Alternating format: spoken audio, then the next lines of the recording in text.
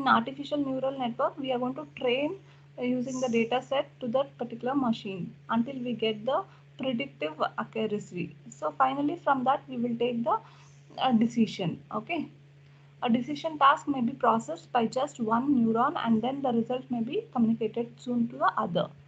So alternately, there could be a many layers of the neurons involved in decision task, as I told. So in we cannot say that only one neuron will take decision. No, it will communicate to multiple, and then finally it is going to take. Okay. Neural networks can be trained by making decision over and over again with many data points. Using many data sets, you are going to train to take the decision. Okay, again and again, because when you are not getting the correct decision, then you will be training the machine. That is what we are telling. It will continue to learn by adjusting its internal communication parameters based on the feedback received on the previous decision. So one output has come. So on previous decision, you are going to feed. You are going to give the feedback. That means you are going to feed the data, and you see the which parameter you have to vary to do it right. All these things based on the previous decision, you will be taking the next decision. Okay, the intermediate values passed within the layers of neurons may not make initiative sense to the observer. Thus, neural networks are considered as a black box system. So, because internal things we will not come to know how exactly the calculation is happening, but finally the result, we train the machine, we get the result. So that is the decision we are going to consider. So this is how the neural networks works.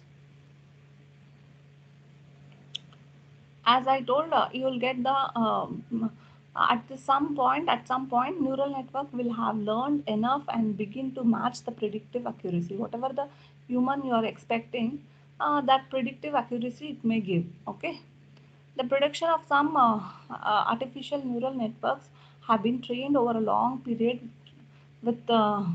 of time with large amount of data, have become decisively more accurate than the human experts. You when you use the large amount of the data and you try, you will get the better accuracy. That is what they are telling. If you have less data, you may not get the that good accuracy. When you have large set of data, then only you will get the that better and accurate result.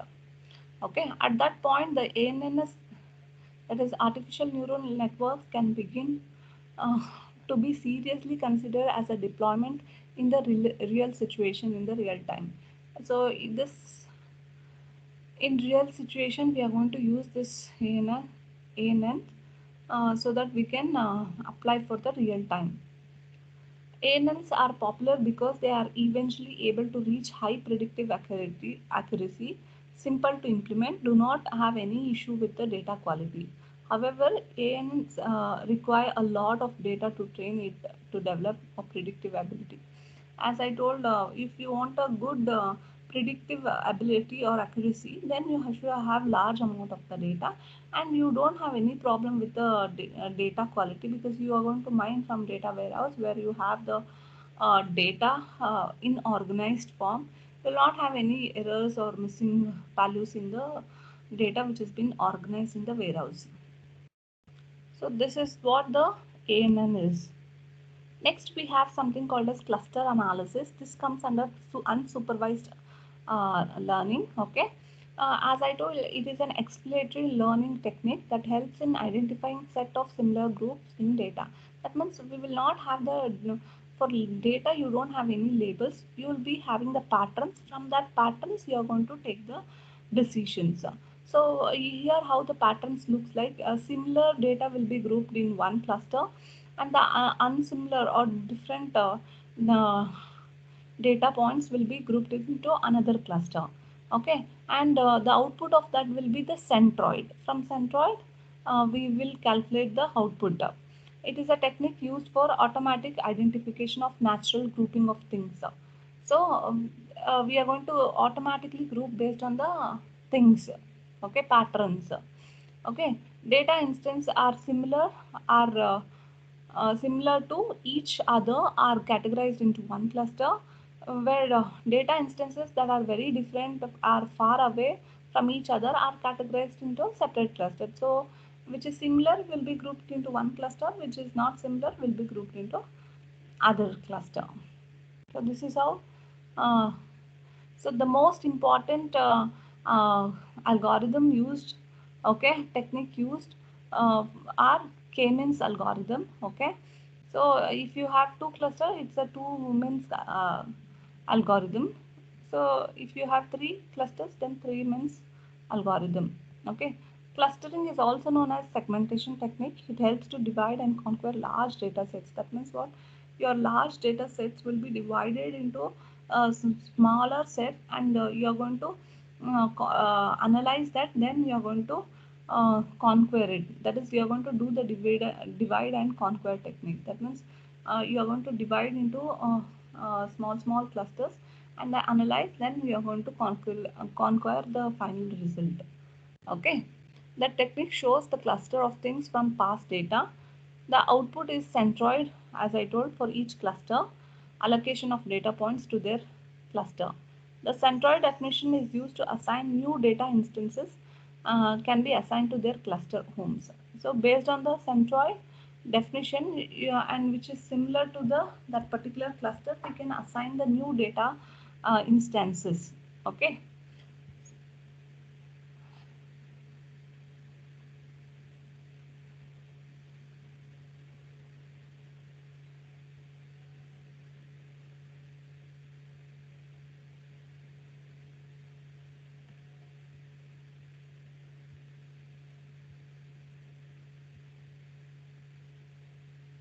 Next, we have something called as association rules. So in association, see, these are all the data mining techniques. Association rules means it is actually a popular data mining method in business. That is, in e-commerce, we use this association rules. Okay, for data mining. Okay, in business, especially when selling is involved, when you are selling something is involved, then we use this association rules. And also known as market basket analysis. It helps in answering the question about the cross-selling opportunities. That means when I say market basket analysis recommendation, so it is a heart of the personalization engine used by e-commerce sites. As I told, it will be actually used in the business, that is e-commerce sites like Amazon, streaming movie sites like Netflix, okay. In Amazon, when you try to buy some product, oh, they give the some recommendations, buy this, isn't it? So and similar a product with a low cost, all everything will be displayed on the Facebook. If you search something, some product similar to that only, it will be keep showing. So those are all the recommendations. So they use association rule data mining techniques. Okay, actually, this data mining technique is used in e-commerce. Suppose if you watch some movie, okay, um, uh, some movies which is related to wildlife, okay, okay, those kind of movie, then preferably they keep showing that kind of movies only. Or okay, the technique helps in finding the interesting relationship. That means this technique mainly finds the interesting relationship, that is affinities between the variables, that is items or events. What is the relationship between? If I buy computer, then definitely they will show the antivirus. If I buy mobile, they will show the mobile pouch. Those are all the recommendations, so that if you are interested, you can go for it. That is what they identify the patterns and then ask you people to buy. So where it will find the interesting relationship between the variables, that is items or events. So it will find the affinities between the product, okay. So for that sake, we use this association rule, that is market basket analysis. Mainly it is used in e-commerce websites.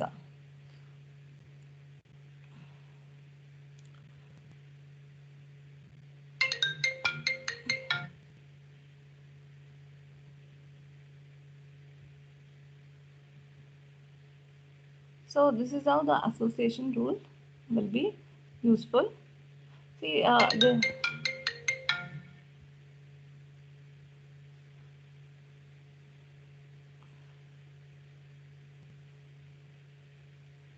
one second.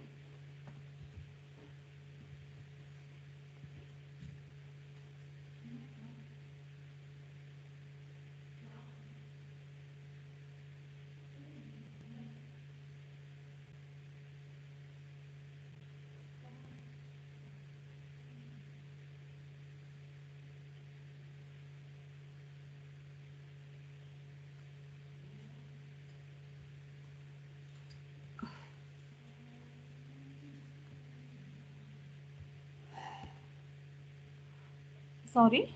Uh, so there are these are represented as the rules of form x and x is related to y, where x and y are the set of data items. So there is a relationship between x and y. This is a unsupervised learning. I told you, no, association rule. It is an unsupervised learning, and it has no dependent variable. Okay, there is there are no right or wrong answers. In this we will not get to know whether you have right or wrong answers directly. You will just get the relations. That's it. Okay, they are just you have the relation between the items, like you have the stronger affinity or weaker affinities, that you can tell. Each rule has a confidence level. That means what? Whether it is completely uh, uh, uh, you can tell the confidence level. For example, if you take one example like, mm, if every day, okay, day one will take a problem like market basket analysis only will take. Okay, every day I buy first day I'll buy milk and bread. Okay, second day I will buy milk, bread, egg. Third day I will buy milk and kova. Okay, now from this three, what was the common? Milk was the common. So 100 confidence level is what? 100% every day I'll buy the milk. Okay, and almost it's like 70% I have the confidence that I will buy uh, milk and bread. Okay, because that was the combination which was appearing. Okay, among the 3 days, we can tell the confidence, no? With confidence, like how much percentage of the products can be sold. So I know that every day milk will be purchased by everyone. So confidence level I can tell. If I say the combination, if I take bread and milk, 70% people will buy. Okay, like that you can tell the prediction. That is, this is how we can tell the outcome of the association rules. So in terms of support and confidence, we use to tell. Okay, a part of the machine learning family. Okay, it's a part of the machine learning family. This achieved a legendary status when fascinating the relationship found in the sales of diapers and beers. That's what they have taken, diapers and beers. So what was the relationship? How much percentage of the confidence it was achieved? Okay, so in the sales of diapers and beers, they were telling the confidence. We took the milk and bread. No, similarly you have the other example. Okay, next, we have tools and platform for data mining. Okay, so when you wanted to analyze the data, we have some tools, and even you have the platform for doing that. So what is that? See, you have the MS Excel. So you can analyze the data in MS Excel. So these are all the tools. So it is very simple and sophisticated, or sophisticated. They are simple end user data mining tools, such as you have simple end user data mining tools such as MS Excel. Okay, there are more sophisticated tools such as IBM SPSS Modeler. Okay, IBM SPSS Modeler. So sophisticated tools you have. These are all the commercial tools. MS Excel is also a commercial tool. It's not a free tool, isn't it? IBM SPSS Modeler is also commercial tool where you use for the analysis of the data. Okay. So you have the standalone or embedded. That means there are standalone tools. Okay. Standalone tools means you have solo like MS Excel, everything. So embedded tools means you have the tools in such a way that some software has been embedded. Okay. You in business intelligence. Okay, those tools. Okay, in existing transaction processing and data warehousing or ERP system, you have SAP, SAPs. They use their own business softwares for analyzing the data. We have open source and or commercial. There are open source and freely available tools like Veka. This is a free available tool for analysis of the data. Okay.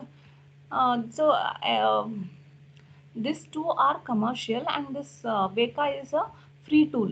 Okay, for doing the analysis.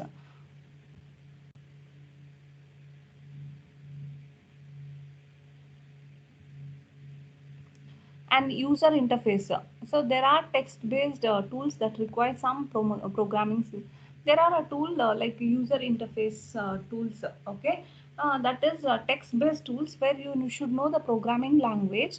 Okay, and you'll be having a GUI base like drag and drop format tools.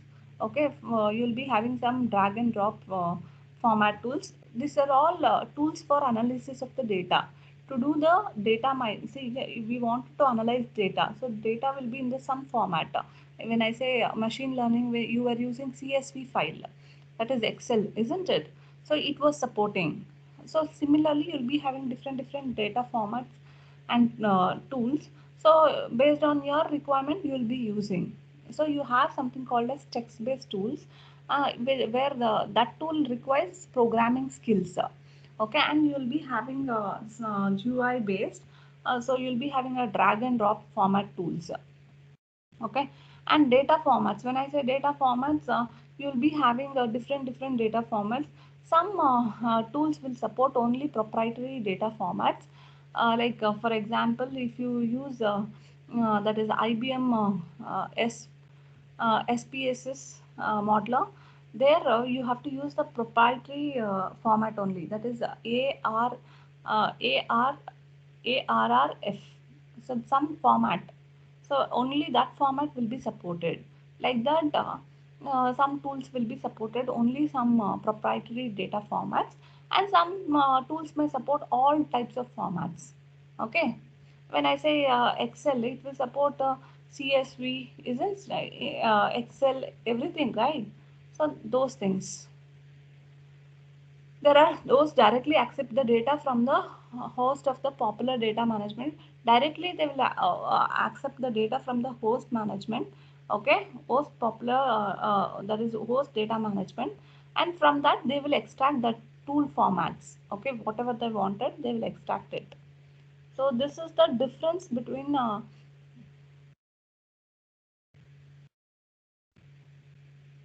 should have the differences. Okay.